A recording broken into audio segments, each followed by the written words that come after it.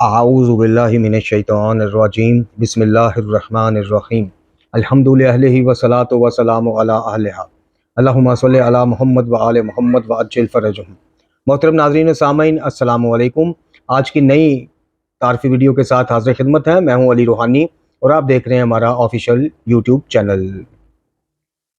محترم ناظرین و سامعین، جیسا کہ آپ کو پتہ ہے کہ اس چینل پہ ہم ان کتب کا تعارف آپ کی خدمت میں پیش کرتے ہیں جو علمی طور پر، اخلاقی طور پر اور آگاہی اور معرفت کے طور پر ہماری معاونت کر سکتی ہیں۔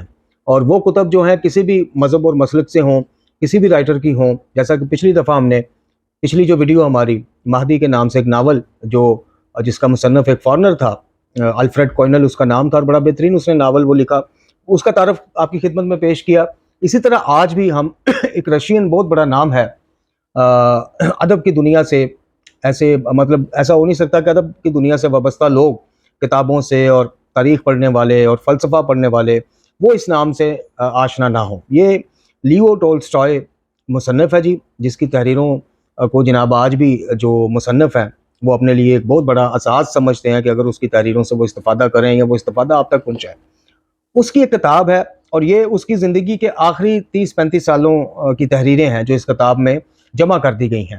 اور یہ بیسیکلی یہ جو کتاب ہے جس کا نام ہے کنفیشن یعنی اعتراف، یہ کس چیز کا اعتراف ہے؟ یہ کس چیز کی اس کی سمجھ لے کہ کچھ پچھتاوے ہیں جو اس نے اس میں تحریر کی ہیں، کچھ چینجز ہیں جو اس کی لائف میں آئیں، اس کے نظریات میں آئیں، اور اس کے لکھنے کا جو مزاج تھا اس کا بدلاؤ وجہ بنا، مطلب اس بدلاؤ کی کیا وجہ چیزیں بنی، وہ سارا آپ کو اس ناول میں، اس کتاب میں نظر آئے گا۔ اور یہ بیسیکلی جو اس کا بنیادی نقطہ ہے وہ مذہب ہی ہے، اس لیے ہمارے چینل پہ اس کو جناب تعارف کے لیے پیش کیا جا رہا ہے۔ وہ کہ وہ ایک کرسچن کمیونٹی سے تعلق رکھتا ہے، عیسائی برادری سے رکھتا تھا، لیکن مذہب کا بطور مذہب، یعنی اس نے کوئی اسپیسیفائی اس میں وہ چیز نہیں کی ہے کہ جناب مسلم، یا اس نے ایک مذہب کے نام پہ مذہب کو پڑھا ہے، اور مذہب کیا کیا چینجز لاتا ہے، مذہب اور اخلاقیات کا آپس میں کیا جوڑ ہے، کس طرح وہ ساری زندگی مذہب سے اور اخلاقیات سے دور رہا، اور اپنی تحریروں میں، یعنی 1870 سے پہلے جو اس کی تحریریں ہیں اس میں آپ کو مذہب یا اخلاقیات، آپ کو کچھ اور، حالانکہ وہ بڑے ہٹ ناول ہیں، اس کی کتابیں ہیں جس کا بھی آپ کو بتائیں گے بھی، لیکن یکمشت جب وہ چینج ہوتا ہے تو وہ اپنی ان تحریروں کو جو شورۂ آفاق تحریریں، وہ ان تحریروں کو دیکھ کے حیران ہوتا ہے کہ میں حیران ہوں، یہ لیو ٹولسٹائے کہہ رہا ہے اپنی تحریروں کے بارے میں، کہ جو کہ مطلب آج کل کی زبان میں بولا جائے تو سپر ڈپر ہٹ وہ تحریریں، ان کے بارے میں کہہ رہا ہے کہ میں حیران ہوں کہ آج بھی لوگ اس طرح کی تحریریں پڑھتے ہیں۔ تو اتنے بدلاؤ کی وجہ کیا بنی؟ وہ جو اعترافات ہیں وہ اس کتاب کنفیشن یعنی اعتراف میں اس نے تحریر کیے ہیں، اور یہ نگارشات پبلشرز والوں نے چھاپی ہے جی، بڑی بہترین کتاب ہے، علم کے لیے، آگاہی کے لیے اس کو ضرور پڑھنا چاہیے۔ اور قبل اس کے کہ ہم اس کا مقدمہ یا پیش لفظ آپ کی خدمت میں پیش کریں، ظفر مراد صاحب ہیں، غالباً سینیٹر بھی رہے ہیں، بہت بڑا ادبی نام ہے پاکستان کا، انہوں نے اس کے بالکل بیک پہ اس کے لیے کچھ تقریض کہہ لیں لکھی ہے، یا کچھ الفاظ تحریر فرمائے ہیں جو آپ کو اس کتاب کو سمجھنے میں معاونت کریں گے۔ وہ میں پڑھ کے سناتا ہوں پہلے آپ کو۔ لکھتے ہیں کہ جی، جس وقت ایک بچے کو نشو و نما کے لیے خوراک سے بھی زیادہ کہانیوں کی ضرورت ہوتی ہے، تب میرے بڑے بوڑھے ایک آمر کے خوف سے مسلط بری خاموشی اوڑھے دم سادے بیٹھے تھے، کیونکہ ریاست کے حکمران نے انہیں باور کرا دیا تھا کہ خدا کی طرح وہ ان کی سرگوشیاں بھی سن لیتا ہے، یعنی اتنا خوف تھا۔ اور یہ میرا خیال ہے کہ جو پاکستان میں ایک ماشاء اللہ کا دور تھا جنرل ضیاء الحق کا، غالباً اس کی بات یہ کر رہے ہیں۔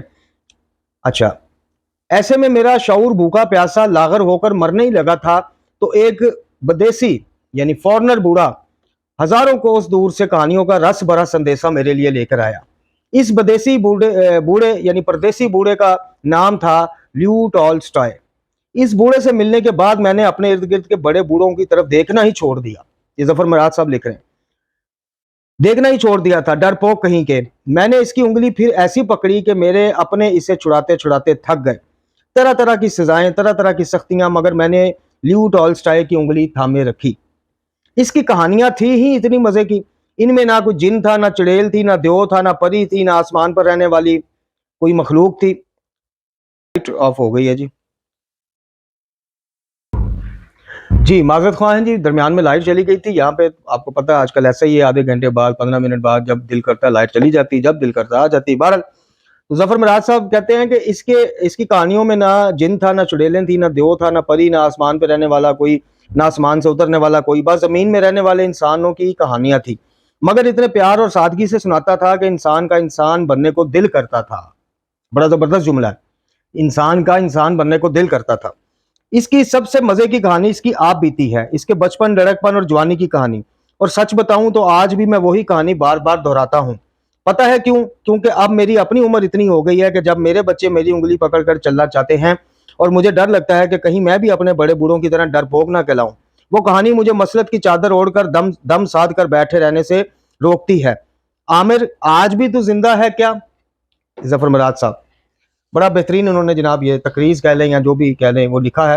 اب چلتے ہیں جی آپ کو کچھ اس کتاب کے جنہوں نے چھاپی ہے. اچھا جی، اس کا تعارف لکھا ہے، اور اچھا اس کا جو ترجمہ کیا ہے ڈاکٹر صوبیہ طاہر صاحبہ نے کیا ہے، میں یہ بتانا بھول گیا تھا. اس کتاب کے تعارف میں انہوں نے کچھ صفحات لکھے ہیں جس میں سے مختصر اقتباسات آپ کی خدمت میں پیش کرتے ہیں. لکھتے ہیں کہ ٹالسٹائے نے اطراف لکھنے کا آغاز 1879 میں کیا تھا، یعنی 1879 میں، جب اس کی عمر لگ بھگ 55 برس کی تھی اور وہ عالمی شہرت کا حامل مصنف بن چکا تھا. کسی دوسرے ہم عصر ادیب نے اپنی زندگی ہی میں اس قدر شہرت اور مقبولیت حاصل نہیں کی تھی جتنی اس کے حصے آئی، یعنی ٹالسٹائے کے. اپنی زندگی کے بعد تو بڑے لوگ مشہور ہو جاتے ہیں، ان کی کتابوں کی قدر ہی بعد میں ہوتی ہیں، لیکن اس بندے نے اپنی زندگی میں اتنی شہرت اور دولت اور ہر چیز پالی تھی کہ دوسرے صرف سوچ سکتے ہیں. اس کا نام پہلے ہی دنیا ادب میں 2 ناولوں یعنی وار اینڈ پیس 1863 میں لکھا تھا اور اینا کارنینا 1873. یہ 2 ناولوں کی وجہ سے اس کا نام جو ہے ادبی دنیا میں امر ہو چکا تھا. بلا خوف و تردید اس کی ادبی عظمت کا انحصار آج بھی ان 2 شہ پاروں پر ہے، یعنی وار اینڈ پیس اور اینا کارنینا. لیکن ٹالسٹائے کے ساتھ غالباً خود یہ معاملہ نہ تھا. 1880 کے آغاز میں وہ ایک مخصوص قسم کے ذہنی اور روحانی کرب میں مبتلا ہو گیا جس سے وہ پھر عمر بھر چھٹکارا نہ پا سکا. اب وہ کیا کرب تھا وہ آپ کو اس کتاب میں پتہ چلے گا. اس کے ایک نتیجے کے طور پر اس نے اپنے مذکورہ بالا دونوں ناولوں کو خود ہی مسترد کر دیا، جن کی وجہ سے دعا میں شہرت پایا، جن کی وجہ سے ادبی دنیا میں اس کے نام کا ڈنکا بجا، ان کو مسترد کر دیا جب ذہنی طور پہ چینجز آئے، بلکہ ان سے لا تلقی کا اعلان عام کیا. اس نے نہایت افسوس کے ساتھ کہیں لکھا کہ مجھے رنج ہے، یہ وہی جو میں ابتدائیہ میں بتا رہا کہ مجھے رنج ہے کہ ایسے لوگ اب بھی دنیا میں موجود ہیں جو میرے ان لکھے ناولوں میں دلچسپی رکھتے ہیں. اس قدر خیالات اور نظریات چینج ہو گئے کہ اپنے لکھے کو جناب تسلیم کرنے سے انکار کر دی. ٹالسٹائے کی زندگی کے بقیہ 30 برس اس قدر ہنگامہ خیز رہے کہ 1910 میں جب روس کے ایک گمنام ریلوے اسٹیشن پر ایک عمر رسیدہ سفید ریش بوڑھا مرا تو اس سے محض کاؤنٹ ٹالسٹائے ہی کی موت واقعہ نہیں ہوئی جو دنیا کا تسلیم شدہ ناول نویس اور افسانہ نگار تھا، بلکہ اس کے ساتھ وہ لیو نکولا لائیوچ بھی مر گیا جو اصلاح شدہ عیسائیت کا سب سے بڑا لمبردار، ریاست، چرچ، عدلیہ جیسے بدعنوان اور انسانیت کش اداروں کے خلاف آواز اٹھانے والا، یعنی بقول اس کے چرچ اور عدلیہ اور ریاست کو وہ بدعنوان لکھتا ہے اپنی اس کتاب میں. خیر، ٹالسٹائے کے ساتھ معتد ناانصافیاں ہوئیں. سب سے پہلی تو یہ کہ وہ اس دور میں پیدا ہوا جہاں مذہبی اعتقادات اپنی اہمیت کھو چکے تھے اور عیسائیت کی سچائیاں کسی کے لیے بھی دلچسپی یا کشش کی حامل نہ تھیں. دوسرا، وہ اس قدر بلند نسب اور بالا تر خاندان طبقے سے تعلق رکھتا تھا کہ محروم طبقات کے ساتھ اس کی ہمدردی کو زیادہ تر نمائش یا دکھاوے سے بڑھ کر حیثیت ہی نہ دی گئی. اس کی مساعی کو بہت بعد میں ستائش کی نظر سے اس وقت دیکھا گیا جب اس نے اپنی بے پایہ جاگیر اور زرعی زمین مزاروں میں تقسیم کر دی.